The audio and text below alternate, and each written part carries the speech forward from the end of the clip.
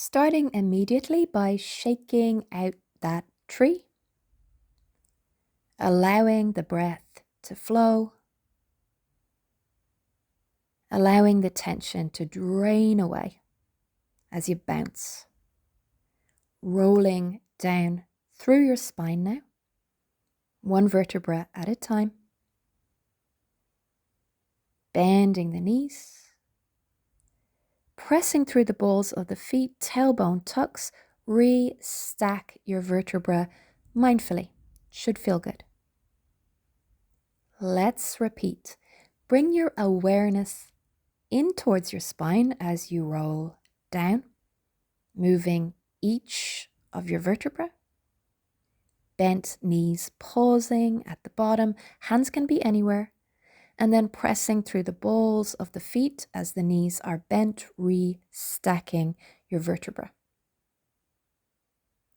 Hip circles, rolling on the ball of the foot, rotating hip joint in a big circle, and then changing direction.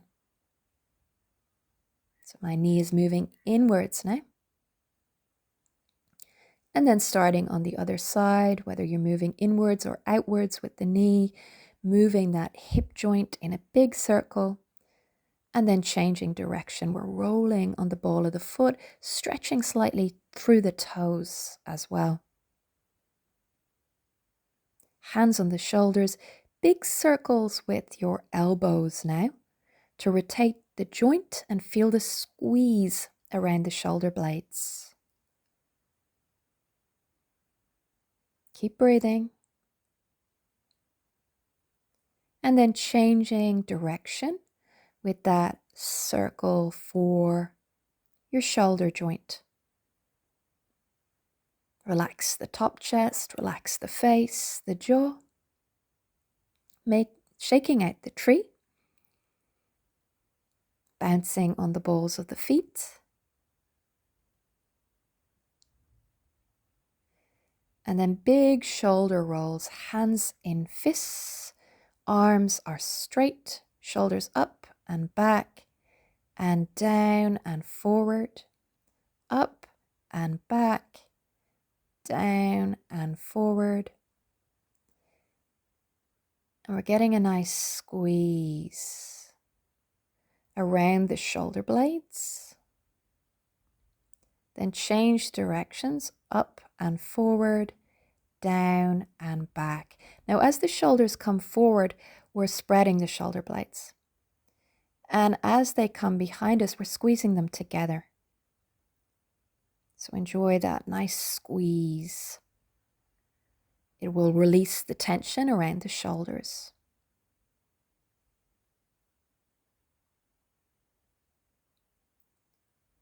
Shaking out the tree once more. Bouncing from the balls of the feet and the knees are bent. We're allowing everything to shake with the movement. You might have to move to the back of the mat now if you're not there already, before rolling down through your spine. Hips move towards the groins. Rolling back up to stand. Tucking your chin, rounding through the spine, peeling your vertebra away from an imaginary wall. Hips move towards the groins at the bottom. And then re-stacking those vertebrae. Tucking your chin, again, rolling back down through the spine. And visualize your hips move towards your groins. Make it effortless. And your hands can be on something as we release the tension. Your thighs, if needs be, if your hamstrings are tight, or the floor. But make it functional. Are you releasing the tension? Are you hinging at the hips? Are you training your body to hinge at the hips? Or are you straining for a shape? Walk your hands out into your Adho Mukha Svanasana, your downward facing dog. And stretch your chest up towards the top of the mat. Bend your knees if you need to. It's all good. But lengthen your back. So it's like sticking your bum out. That's what it feels like when you're sending the sit bones back. Release the tension. Breathe. Rock from the balls of the feet to the heels if you want. I love doing that. Then lowering your knees and finding your child's pose, balasana. Nice relaxed variation. My elbows are on the floor. I'm allowing the tension to drain away. On each exhalation, allow that ungripping around the hips, around the knees, around your spine. Allowing the floor to support you.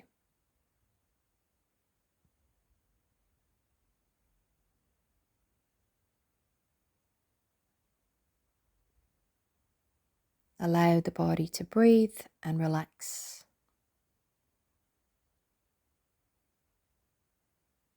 Four-point kneeling position or tabletop in yoga, and cat-cowing the spine now. Inhaling, we concave, and exhale, we round up through the vertebra. Inhale, send the sit bones back and up. On the exhalation, tucking the tailbone under. You can visualize a marble rolling down through the low back on the inhalation, and on the exhalation, that marble is rolling back down towards your tailbone, moving away. That feels good for you. But get each of your vertebrae moving. Tucking the chin can help to round through the upper back. And thinking of sending the sit bones back and up as you concave can really help too. You can bend your elbows if you want. Now we're rocking from side to side, bending one elbow and then the other elbow as we look under the opposite armpit, getting into the sides of the hips, releasing the tension. Release the tension on each exhalation. Allow it to drain away.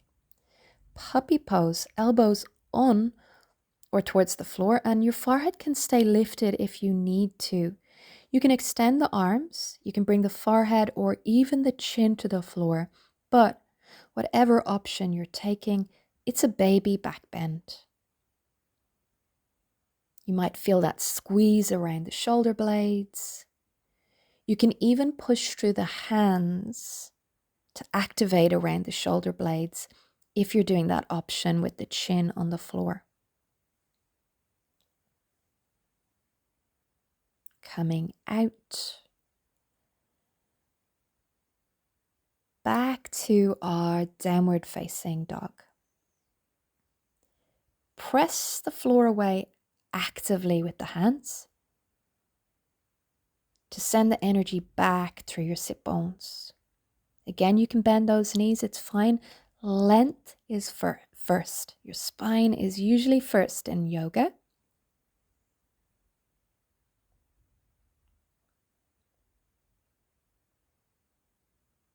Again, breathe through it.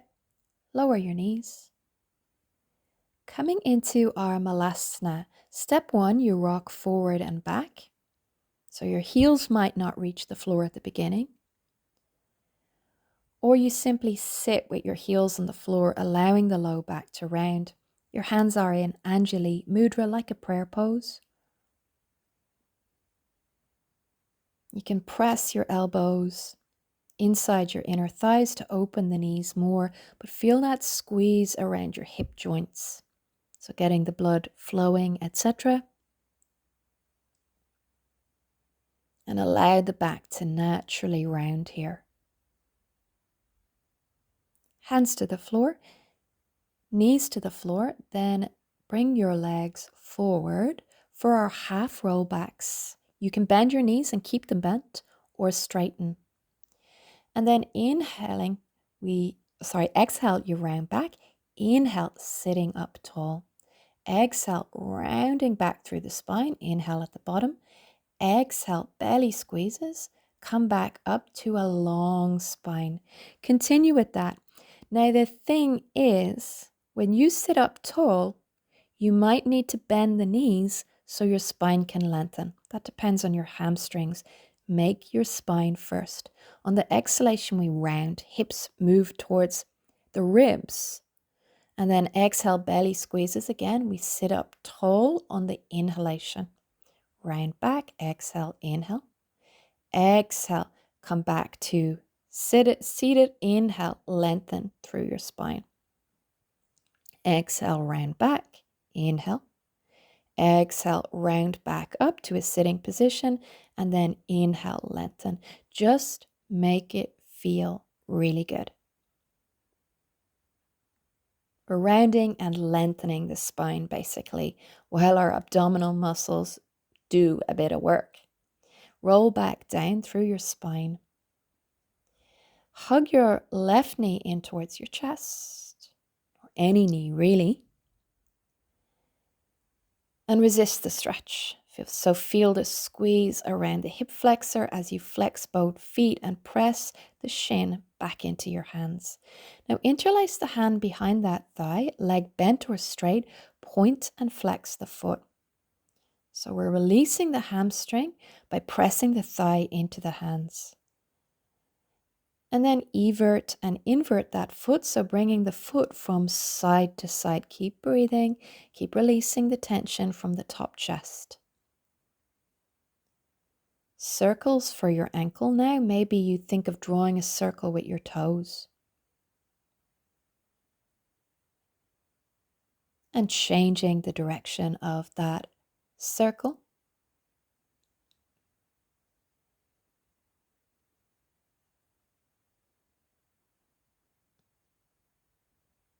Then press your foot to the sky and buttocks towards the floor, creating spaciousness around your knee joint.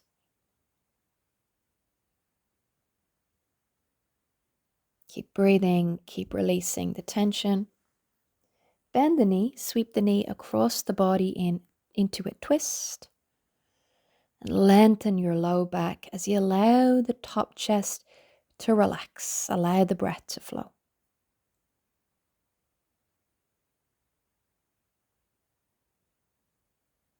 Coming back through the center now, hugging the opposite knee in towards the chest and resisting that stretch. So you feel the squeeze around the hip flexor.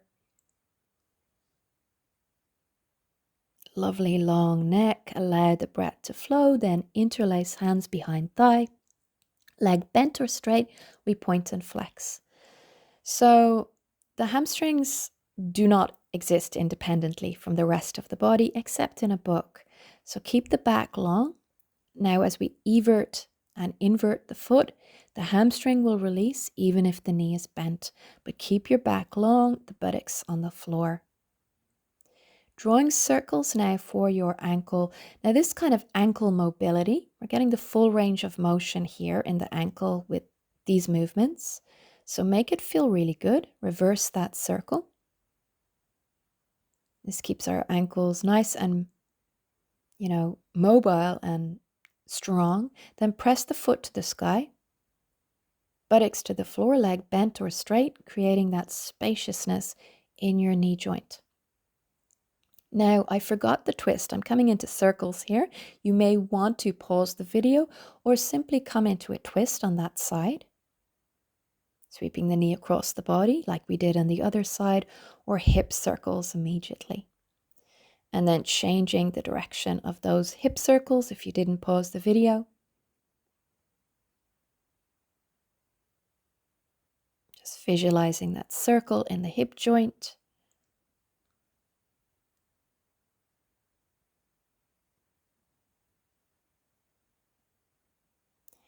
Then nice little easy inversion, legs to the sky. Have a little play around with releasing any remaining tension around your ankles. It's nice to allow the blood to go back to the body.